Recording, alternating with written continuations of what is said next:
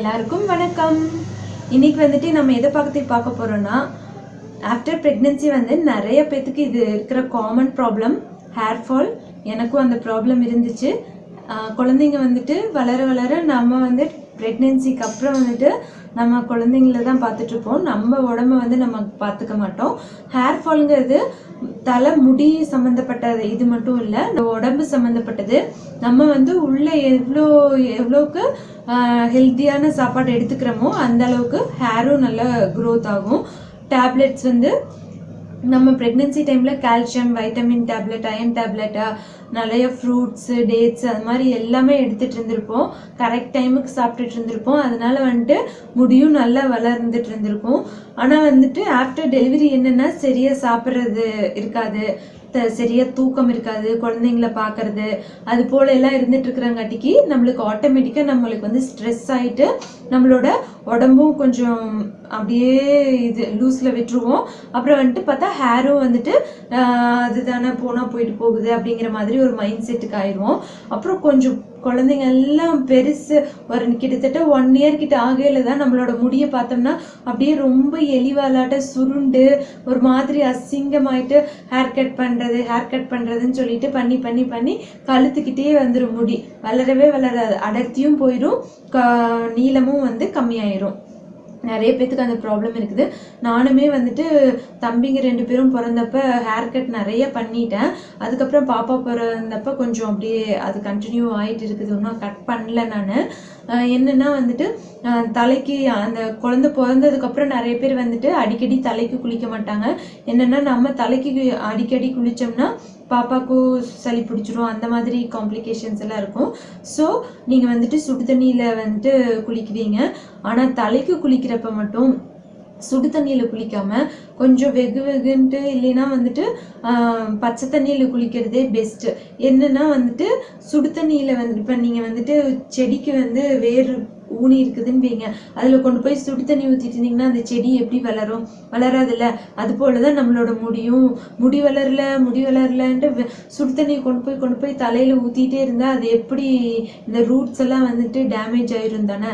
அதனால வந்துட்டு பச்சை தண்ணி முடிஞ்ச அளவுக்கு பச்சை தண்ணி ஊற்றுங்க. அப்படி ரொம்ப குழந்தை பிறந்திருக்குது பச்சை தண்ணி ஊற்ற முடியாதுங்கிற பட்சத்தில் தலைக்கு மட்டும் வெகுன்னு வச்சு கை பொறுக்கிறத விடவும் கம்மியான சூடில் நீங்கள் தலைக்கு குளிக்கலாம். இப்போ சுடு தண்ணி ரொம்ப ஹாட் வாட்டர் யூஸ் பண்ணாதீங்க. அப்புறம் வந்துட்டு நிறைய பேத்துக்கு என்னென்னா ஹேர் பிரேக் ஆயிரும். அதுக்கப்புறம் வந்துட்டு இங்கிருந்தே நிறைய பேத்துக்கு வந்துட்டு இதாகி வரும், வேர்லேருந்தே வரும். அந்த மாதிரி இருக்கிறவங்களுக்கும் வந்துட்டு நிறைய ப்ராப்ளம்ஸ் இருக்குது. இது மாதிரி சின்ன மிஸ்டேக்ஸ் வந்துட்டு செஞ்சுருப்பாங்க. அதுவும் இல்லாமல் ஏதாவது ஜங்க் ஃபுட்டு, காய்கறி சாப்பிடாம, கீரை சாப்பிடாம, ப்ரோட்டீன் இன்டேக் வந்து கம்மியாக இருக்கும். அந்த மாதிரி இருந்தாலுமே வந்துட்டு முடி கொட்டுறதுக்கு நிறைய சான்சஸ் இருக்குது. இப்போ வந்துட்டு நீங்கள் வாரத்தில் வந்துட்டு 1 or 2 டே வந்துட்டு ஆரஞ்சு கண்டிப்பாக வந்துட்டு முடிஞ்சதுன்னா டெய்லி ஒரு ஆரஞ்சாவது சாப்பிட்டுட்டு வாங்க. ஒரு ஆரஞ்சு இல்லைன்னா மாதுளம்பழம் ஏதோ ஒன்று ஆல்டர்னேட்டிவாக ஒன்று எடுத்துகிட்டு வாங்க. அப்புறம் வந்துட்டு மறுபடியும் வேறு என்ன, எல்லாமே ரா ஃப்ரூட்ஸாக எடுத்துக்கிட்டிங்கன்னா ரொம்ப நல்லது. ஜூஸாகவும் எடுத்துக்கலாம், ரா ஃப்ரூட்ஸாக சாப்பிட்டிங்கன்னா இன்னும் நல்லது. இப்போ அதில் உள்ள தோல், இப்போ ஆரஞ்சு தோலெல்லாம் நீங்கள் எடுக்கிறீங்கன்னா அந்த தோலை தூக்கி போடாமல் அதை வந்துட்டு அப்படியே ஒரு ஓரமாக போட்டு வெயிலில் காய வச்சு அதெல்லாம் அப்படியே எடுத்து வச்சிருங்க. அதில் ஒரு குறிப்பிட்ட அளவுக்கு சேர்ந்ததுக்கப்புறம் மிக்சியில் ஒரு ஓட்டி ஓரளவுக்கு பவுடராட்ட வந்ததுக்கப்புறம் ஹேர் பேக்காட்ட வந்துட்டு போட்டுட்டு நீங்கள் குளிச்சிங்கன்னா அதுவும் உங்களோட முன்னாடி ஸ்கேல்புக்கெல்லாம் ரொம்ப நல்லது.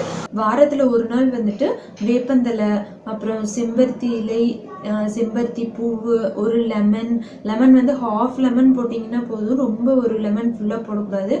சும்மா ஒரு லைட்டாக ஒரு கைப்பிடி அளவுக்கு மருதாணி இது எல்லாமே வச்சு நல்லா பேஸ்டாட்ட அரைச்சதுக்கப்புறம் இந்த ஸ்கேல்பில் வந்து நல்லா தேய்ச்சிட்டு நீங்கள் வந்து குளிச்சிங்கன்னா உங்களோட ஹேரில் உள்ள பொடுகு இது எல்லாமே வந்துடும். இந்த வேப்பந்தலையோட கசப்பு தன்மைக்கு வந்துட்டு பேனெல்லாம் அப்படியே ஒன்றா ஊறி வெளியில் வர ஆரம்பிச்சிடும். அதுவும் நீங்கள் ட்ரை பண்ணி பாருங்கள்.